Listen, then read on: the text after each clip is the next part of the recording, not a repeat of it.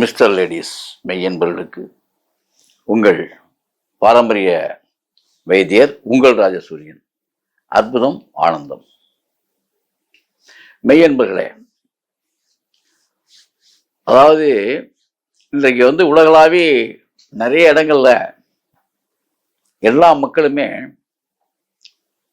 எப்படி சம்பாதிக்கிறாங்களோ, வேலை வாய்ப்பை எப்படி தேடுகிறார்களோ,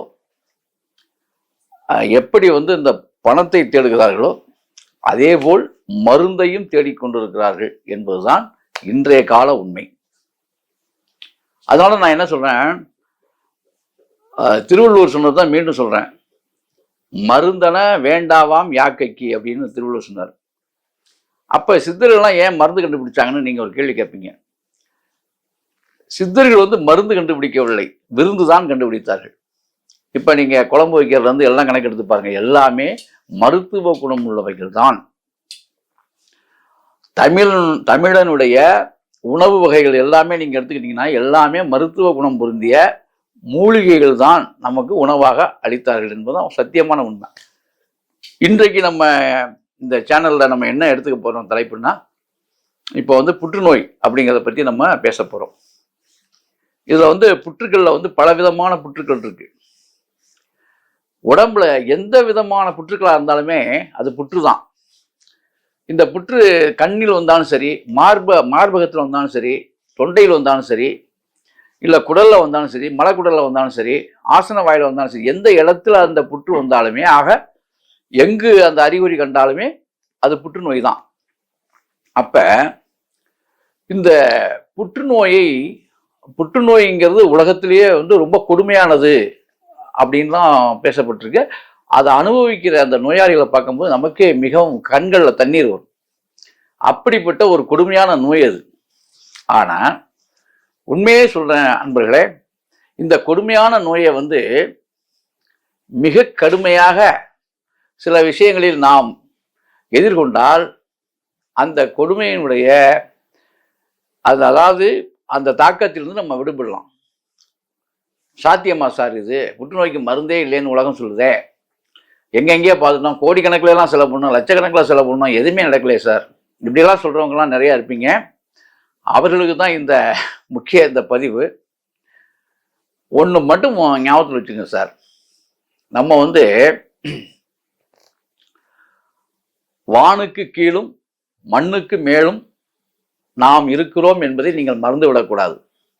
அது மட்டுமல்ல, நம்மை சுற்றி பஞ்சபூதங்கள் நம்மை ஆண்டு கொண்டு இருக்கிறது என்பதையும் நீங்க மறந்துடக்கூடாது. ஏன்னா அக்னி, காற்று, நீர், நிலம் இதெல்லாம் நம்மளை, ஏன்னா அக்னி மாதிரி சொல்லிட்டேன், நீர், நிலம், நெருப்பு, காற்று, ஆகாயம், இந்த விஷயம் பூரா நம்மளை இந்த 5 பஞ்சபூதம் நம்மளை ஆட்கொண்டிருக்கு, ஆண்டுகிட்டு இருக்கு.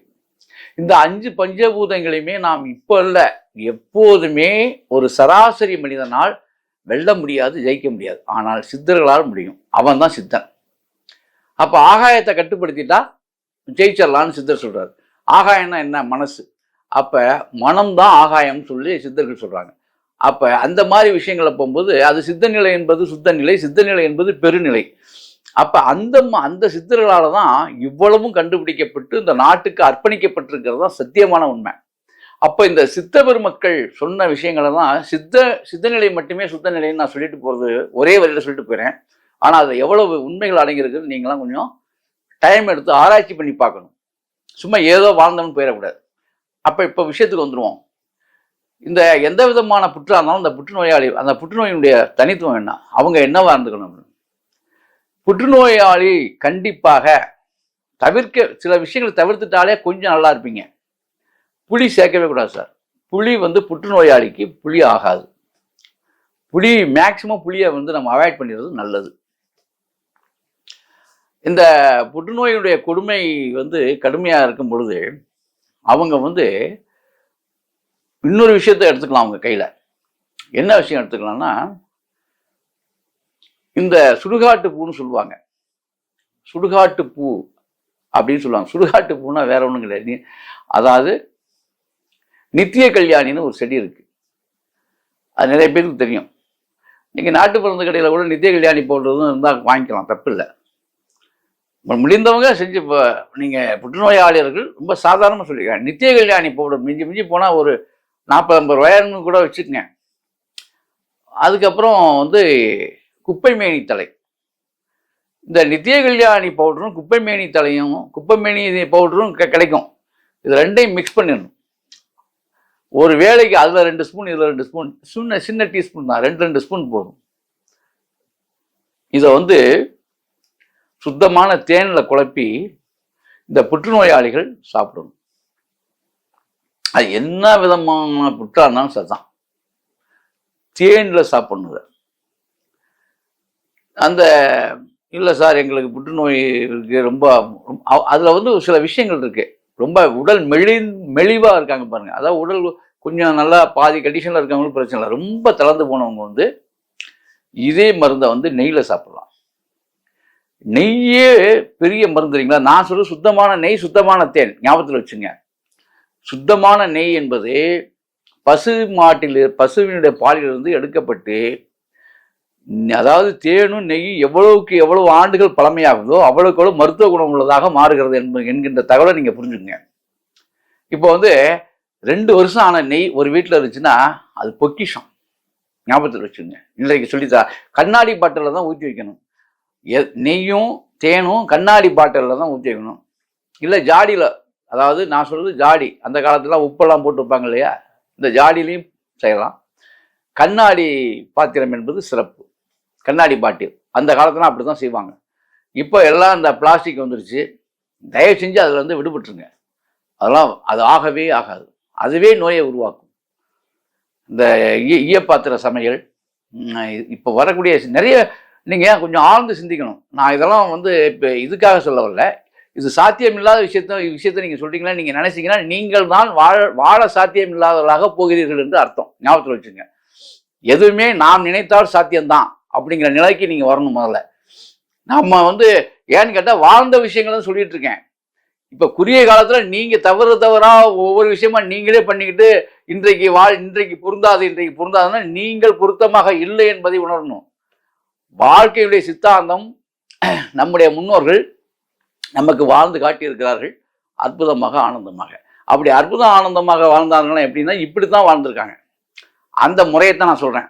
ஆக இந்த புற்றுநோய்க்கு சிறந்த மருந்தை நான் சொல்லியிருக்கேன். அதை வந்து சுத்தமான நெய், சுத்தமான தேனில் கொடுக்கலாம். அதாவது புற்றுநோயால் ரொம்ப இழைச்சி போயிட்டாங்க அப்படின்னா நெய்யில் சாப்பிடணும். இல்லை நல்லா ஓரளவுக்கு நல்லா இருக்காங்க அப்படின்னா தேனில் சாப்பிடலாம், தப்பில்லை. ஆக இரண்டுமே உங்களுக்கு கேட்கும். இதை சாப்பிட்டுட்டு மிக முக்கியமான ஒரு விஷயம், ஓமம், வசம்பு, ஓமம், அதே போல இது மல்லி, மறந்துடக்கூடாது. மல்லி, ஓமம், வசம்பு, இந்த 3 2 ஸ்பூன் எடுத்து சாம்பிராணி போடுவீங்க இல்லையா, பால் சாம்பிராணியோட இதையும் சேர்த்து போட்டு அந்த புகையை கண்டிப்பாக இவர்கள் காலையிலும் மாலையிலும் அந்த புகையை இவங்க எந்த இடத்துல அந்த புற்றுநோயாளிகள் இருக்காங்களோ அங்கே கொடுக்கணும். அதில் மஞ்சள் பொடியும் கொஞ்சம் போட்டுங்க, தப்பு இல்லை. அதே போல் இரவிலேயே ஒரு வேப்பிலையும், நல்லா புரிஞ்சுங்க, வேப்பிலையை 5 மணிக்கெல்லாம் பறிச்சிடணும். இரவுலன்னா நைட்டில் போய் பறிக்கக்கூடாது, மாலை நேரத்தில் வேப்ப மரத்தில் வந்து வேப்ப இலை கொஞ்சம் உருவிக்கணும். 2 ஸ்பூன் மஞ்சள் பொடி, அதை வந்து 1 குடம் தண்ணியில் போட்டு வச்சிடணும். அதை காலையில் எந்திரிச்சு சூடுக்கு, அதாவது இளம் சூடாக ஆக்கி அந்த புற்றுநோயாளிகள் டெய்லி குளிக்க வைக்கணும். அதில் அந்த நீரில் தான் குளிக்க வைக்கணும். இப்படியெல்லாம் சில விஷயங்கள் இருக்கு. அவர்கள் வந்து பருத்தி ஆடை தான் அணியணும், வேறு ஆடைகள் அணியக்கூடாது. நூல் ஆடைகள், பெண்ணாக இருந்தாலும் சரி ஆணாக இருந்தாலும் சரி, நூலாடை மட்டுமே அணிய வையுங்கள். அதே மாதிரி அவங்களுக்கு இன்னொரு விஷயம் பண்ணலாம். இந்த தண்ணீர் இடையில தெவிச்சு அவங்க குடிக்கிறதா இருந்தால் 2 விஷயம் இருக்காது. என்னன்னா, துளசி இருக்கு பார்த்தீங்களா, துளசி, ஏலக்காய், இந்த 2ஐயும் நல்லா நுணுக்கி போட்டு அந்த நீரை அவங்கள பருக வைங்க. அதாவது அதை காய்ச்சியே கொடுக்கலாம், தப்பில்லை. தண்ணீர் குடிக்கிறதா இருந்தால் அவங்க இந்த மாதிரி அந்த நோயாளிகளை இவ்வாறு இதில் நீங்கள் கவனித்து ஒரு 10 நாளைக்கு நான் சொன்ன மெத்தடில் வந்துட்டு அவங்களுக்கு என்ன உணவு கொடுக்கறது, அவங்க கொஞ்சம் சாப்பிட முடியாமல் இருக்காங்க அப்படின்லாம் சொல்லுவீங்க. சாப்பிட முடிஞ்சவங்க ரொம்பவும் சாப்பிட முடியாதவங்கனால, அப்போ ஆரம்ப நிலையில் அவங்களுக்கு தர்றது வந்து சாமை அரிசி கஞ்சியும் காட்டுக்கம்பு இருக்கு பார்த்தீங்களா, காட்டுக்கம்புடைய கஞ்சியும் தான் உங்களுக்கு கொடுக்கணும். இதுதாங்க. இதை வந்து விடாமல் உங்களுக்கு கிட்டத்தட்ட ஒரு 15 தினங்கள் நீங்கள் கொடுத்துட்டாலே, இந்த மாதிரி நீங்கள் கொண்டு வந்துட்டாலே ஒரு அந்த அந்த இரத்த போக்கு இதெல்லாம் கூட நிற்க ஆரம்பிக்கும். இப்போ எளிய முறையில் சொல்கிறேன். இதுக்கு வந்து நல்லா புரிஞ்சுக்கணும். நீங்கள் ஆழ்மனம், உங்களுடைய ஆழ்மனம் எப்படி இருக்கிறதோ, ஆழ்மனம் இறுகினால் தோல் பயம் உருவாகும் சொல்லி பழமொழி. அப்போ ஆழ்மனம் இருக்கிறதுங்கிறது என்ன? ஆழ்மனம் வந்து ஏதோ ஒரு கவலையில மாட்டிருச்சுன்னா இந்த தோல் ரெண்டு சாஞ்சிருமா. அதாவது தோல் நிமிர்ந்து இருக்கவன் என்ன வீரன்னு சொல்றோம் இல்லையா, அதாவது அவன் கவலையற்றவன் இப்படித்தான் சார் இருப்பான் அப்படின்னு இருப்பான். ஆனால் கொஞ்சம் கவலையோட இருக்கவன் சோர்ந்து போய் ஆட்டோமேட்டிக்கா சோர்ந்துடும், தோல் விழுந்துடும் கீழே. இந்த சோல்டரை வச்சே நீங்க கண்டுபிடிச்சிடலாம். அந்த தோள்பட்டையை வச்சே நடக்க ரொம்ப பேர் பாருங்க, நோயாளிகளே கண்டுபிடிக்கலாம், நடையில வச்சே கண்டுபிடிக்கலாம். இப்படிதான் போயிட்டு இருப்பாங்க. பலமானவன் இப்படித்தான் சார் போவான். இதுதான் உண்மை. இது இயற்கை. இதெல்லாம் கொஞ்சம் நீங்க உள்ள போய் போனீங்கன்னா விஷயம் தெரியும். அப்ப அவர்களை எலும்பு உருகி போனவர்களை கூட எழுந்து நிற்கக்கூடிய தன்மையை உருவாக்கக்கூடியது நான் சொன்ன விஷயங்கள். ரொம்ப சிம்பிளா தெரியும் உங்களுக்கு. ஆனா செஞ்சு பார்த்தீங்கன்னா தான் அதோடைய கஷ்டம் தெரியும். இது மாதிரி செய்யணும். இதை விட இன்னொரு அற்புதமான நிறைய நான் சொல்லிட்டு போகலாம். ஒரு லிமிட்டா சொல்லிக்கிறேன். ஏன்னா எல்லாத்தையும் சொல்லி குழப்பறதை விட லிமிட்டா சொல்லிக்கிறேன் உங்களுக்கு. இந்த புற்றுநோயாளர்களுக்கு இன்னொரு அற்புதமான ஒரு விஷயம் என்னன்னா, வெத்தலை இருக்கு பார்த்தீங்களா, வெத்தலைய ஒரு சொம்பு தண்ணி, பச்சை கற்பூரம், வெத்தலையை கிள்ளி போடணும் நல்லா. நான் கிட்டத்தட்ட ஒரு வெத்தலையை வந்து 20 வகையா கிள்ளணும். சின்னதா நல்லா கிள்ளிடணும். கிள்ளி ஒரு கசை கூட அந்த தண்ணியில போட்டுடலாம். பச்சை கற்பூரம் கொஞ்சம் நல்லா நுணுக்கி தூவி விட்டுறணும் உள்ளே. அப்படியே இருக்கணும். அது மஞ்சப்பொடி ஒரு அரை ஸ்பூன். இதுல வந்து அந்த புற்றுநோயாளர் இருக்காங்கல்ல, இதை வந்து இது வந்து ஒரு பாத்திரம், ரொம்ப அகலமான பாத்திரம். சூரிய உதயத்தின் பொழுது அந்த சூரிய வெளிச்சம் அதில் படுற மாதிரி வச்சிடணும். இரவு வந்து சாயங்காலம் வந்து மாலை நேரத்தில் சூரிய வெளிச்சம் பண்ணணும். மாலை நேர சூரிய வெளிச்சமும் எத்தனை மணிக்கு? பொழுதுலங்க போகும்போது மாம்பழ கலர்ல சூரியன் வருவார் இல்லையா, அந்த டைம். சேம் உதிக்கும் போது இந்த 2 டைம்லையும் இப்படி வச்சுட்டு இதை வந்து அந்த வெளிச்சம் அதில் படணும். நல்லா அகலமான பாத்திரத்தில் வச்சிடணும். வச்சுட்டு சூரியன் மறைஞ்ச பின்னால அந்த தண்ணியை எடுத்து தலையிலேருந்து காலும்போது முகம் கழுவி எங்கே வலி இருக்கோ அங்கெல்லாம் கழுவணும். எங்கே வந்து அந்த புற்றுநோய் புண்ணு இருக்கோ அங்கே கழுவணும். அருமருந்து முகத்தெல்லாம் கழுவணும். எங்கே இருந்தாலும் சரி தான், அதில் வச்சு கழுவ வேண்டியதான்.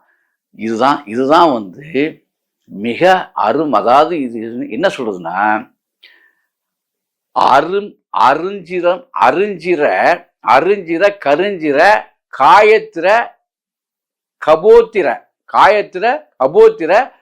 தந்திர எந்திர மந்திர சூர்நிற சுத்த நீர் அப்படின்னு சொல்லி சித்த முறையில சொல்லப்பட்டது. அப்ப சூர்நிற சுத்த நீர் அப்படின்னா இதுதான். அப்ப இந்த சூர்நிற சுத்த நீரை வந்து நம்ம எப்படி தயார் பண்றதுன்னா எளிய முறை சொல்லிட்டேன். நாம எடுத்தோடனே அதை சொல்லியிருந்தேன்னு வச்சுங்களேன், ஓ இப்படிப்பட்ட ஒரு விஷயம் இருக்கா, அப்போ அந்த மாதிரி தண்ணியை எங்கே சார் உருவாக்குறதுன்னு உங்களுக்கு நான் முதலே சொன்னதுனால உங்களுக்கு ஈஸியாகிடுச்சு. ஓ இவ்வளோதான் பச்சை கற்பூரம் போட்டு பெத்தலையும் கிளி போட்டு சூரிய வெளிச்சத்தில் வைக்க சொல்கிறீங்க. நல்லா புரிஞ்சுங்க. அம்மா பார்த்தவங்களுக்கு அந்த காலத்தில் வேப்பிலையை போட்டு வாசல்லாம் அந்த குடத்தை கொண்டாந்து வச்சுருவாங்க. சூரிய வெளிச்சம் அதில் பண்ணணும். இப்போ புரியுதா? ஒன்றும் இல்லை, இது சயின்ஸ் சொல்லியிருக்கு. நீங்கள் புத்தகங்களை படிச்சிருக்கலாம். இந்த படித்தவர்களுக்கு இந்த விஷயம் தெரியும். அந்த மாலை நேர சூரியனுடைய வெளிச்சம் பட்டால் உடம்புல சில மாற்றங்கள்லாம் ஏற்படும் அப்படின்னு உங்கள் சயின்ஸும் சொல்லுது. இன்றைய கால நவீன சயின்ஸ் இதை சித்தம் அப்பயே சொல்லி வச்சுட்டான். நம்ம பாட்டி வந்து சூரிய வெளிச்சத்தை வச்சு தண்ணீரில் சூரிய வெளிச்சத்தை பிடிச்சி அம்மவாத்தனை குளிக்க வச்சு காப்பாற்றிருக்கா. அப்பவே எப்படி பாருங்க, சூரிய வெளிச்சத்தை எப்படி பிடிச்சா பாருங்க. இப்போ நாங்கள் அதே சித்தர்கள் தான் சொன்னாங்க, மறையும் சூரியனிடமிருந்தும் காலையில் உதயமாகும் சூரியனிடமிருந்தும் ஒரு அற்புதமான சக்தி வெளியேறுகிறது. அதை உள்வாங்க, அது தண்ணீர் மூலமாக நாம் வாங்கி செய்தால் நாம் எந்த வகையில் கண்ணீரோடு நாம் பாதித்திருந்தாலும் அந்த தண்ணீர் அதை தீர்த்து விடும். அதுதான் சுத்த சுகரித சுத்த நீர். ஆகவே அன்பர்களே, இந்த அற்புதமான இந்த சுத்த விஷயங்களை நீங்களும் செய்து பார்த்து இதில் எந்த சந்தேகம் இருந்தாலும் எப்போ வேணாலும் நீங்கள் கேட்கலாம்.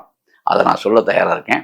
ஆனால் இதில் சந்தேகப்பட்டவர்கள் கேளுங்க. சும்மா நிறைய பேர் சின்ன சின்ன விஷயத்துக்கெல்லாம் போடிச்சுட்டு இருக்கீங்க. உங்களுக்கு உண்மையிலே இதில் பரிபூர்ணமான நம்பிக்கை இருந்து இதில் நீங்கள் செயலாக்கம் பண்ணும் பொழுது பண்ணக்கூடியவர்கள் நியாயமான சந்தேகங்கள் எழுந்தால் என்கிட்ட கேளுங்க, நான் அதுக்கான தீர்வு சொல்கிறேன். ஆக எல்லா நோய்களுக்குமே தீர்வு சித்தர்கள் சொல்லியிருக்கிறார்கள் எளிய முறையில். ஆகவே அற்புதமாக ஆனந்தமாக சித்த முறையிலே உங்கள் உடம்பை சுத்தப்படுத்திக் கொள்ளுங்கள். அற்புதம், ஆனந்தம்.